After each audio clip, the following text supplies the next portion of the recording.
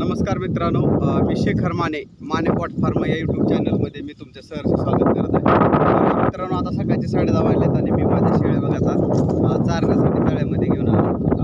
आमच्या गावचं तळ आहे मित्रांनो. आता चाराला कुठं जागा नाही म्हणून मी आमच्या तळ्यामध्येच घेऊन आलो आहे. हे बघा, ही आमच्या शेळ्या बघू शकता तुम्ही. हे बघा, दिसतात ना? दिसतात. हे आमच्या गावचं तळ आहे. अर्धच भरलेलं आहे मित्रांनो, अर्ध राहिले. हे बघा, हे शेळ्या.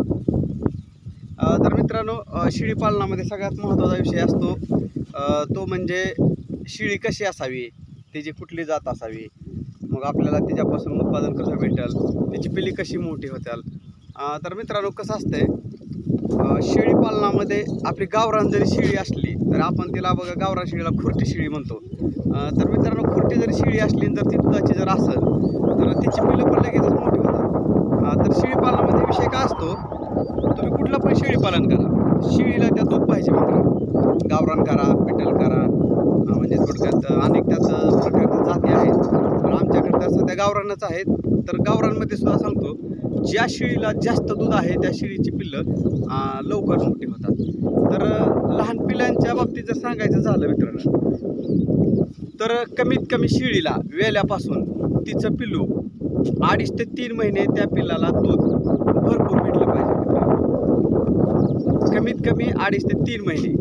जर 2.5 ते 3 महिने जर त्या पिल्लाला दूध भरपूर भेटलं तर ती पिल्लू लवकर मोठं होतं. मग म्हणतात बघा, पिटलचं 6 महिन्यामध्ये इतक्या किलोचं झालं, ह्याचं इतक्या किलोचं झालं. तर गावरानचं सुद्धा होतं मित्रांनो. आणि सध्या मार्केटमध्ये जर विचार केला तर सगळ्यात जास्त डिमांड मार्केटला आहे, आपल्या गावरानला डिमांड आहे बरं का मित्रांनो. तर शेळी वेल्यापासून त्या पिल्लाला 15 ते 20 दिवस दूध कमी पाजायचे. कारण काय होतं की त्यांची पचनक्रिया ही छोटी असते आणि मग संडास लागण्याचं जास्त चान्सेस असतात मित्रांनो. तर 15 ते 20 दिवसामध्ये काय होतं, त्याची शरीर प्रकृती पूर्ण व्यवस्थित होते आणि पचनक्रिया पण वाढते. आणि 15 ते 20 दिवसापासून जर त्या पिल्लाला 2.5 ते 3 महिने जर तुम्ही दूध भरपूर पाजलं तर तुमचं पिल्लू कमीत कमी 6 महिन्याच्या आतमध्ये विकायला येतं मित्रांनो. किती महिन्याच्या आतमध्ये? 6 महिन्याच्या. म्हणून गावरान शेळी पालन जर केलं तर काय फायद्यात भरपूर पडतंय, तोट्यात जात नाही. आणि विशेष म्हणजे शेळीनं एकही पिल्लू देऊ द्या, 2 देऊ द्या, 3 देऊ द्या, कसंही जरी झालं तरी 6 महिन्यामध्ये ती पिल्लू 10, 12, 13 हजार रुपयाचं होतंच मित्रांनो. तर दुसरी गोष्ट काय की ज्यांना लगेचच फायदा पाहिजे अशा मित्रांना तर शेळी पालनामध्ये लगेचच तोटा होणार.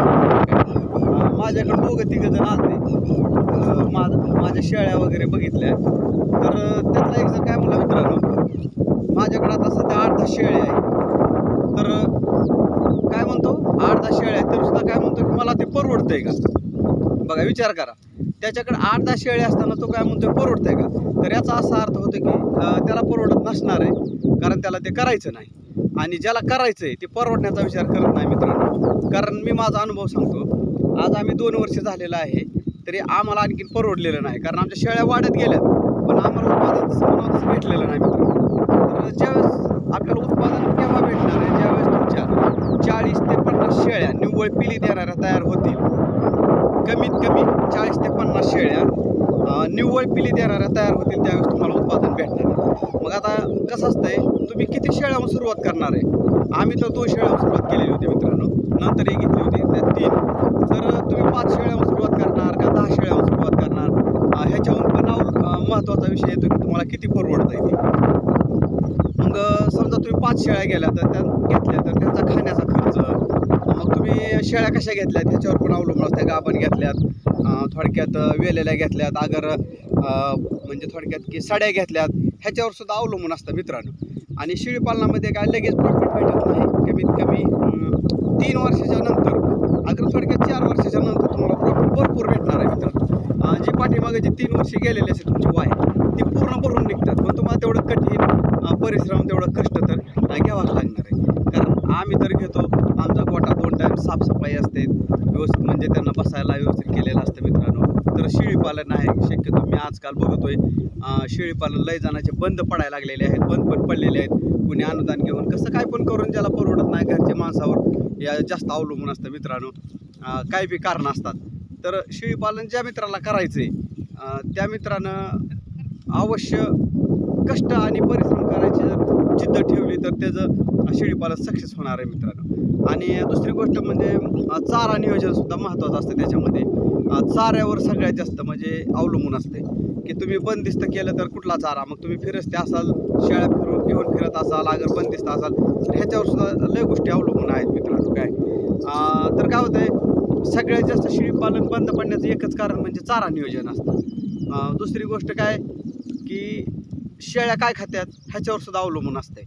मग आपण बघा, आता बंदिस्त शेळीपालन करतो आणि त्यांना काय पण खायला टाकतो, तर काय पण टाकून जमत नाही, त्यांना जे लागते तेच खायला टाकावं लागते. कारण आता फिरून जर जे खातात ते तर आपल्या शेतामध्ये पाहिजे, तर ते शेतामध्ये नसतं. म्हणून शेळीपालन हळूहळू तोट्यात जातं. कारण काय होतं की शेळ्या सुधरत नाहीत, मग त्या खराब व्हायला लागतात. तर कसं असतं, गावरान शेळी आणि गावरान कोंबडी ही फिरून खाणारे जातात मित्रांनो. त्यांना खायला कमी भेटू द्या पण त्यांना फिरायला जास्त लागतं. तर दुसरी गोष्ट, असे अनुभव भरपूर आहेत मित्रांनो शेळीपालनामध्ये. मी तुम्हाला असंच व्हिडिओमधून सांगत जाईन. धन्यवाद.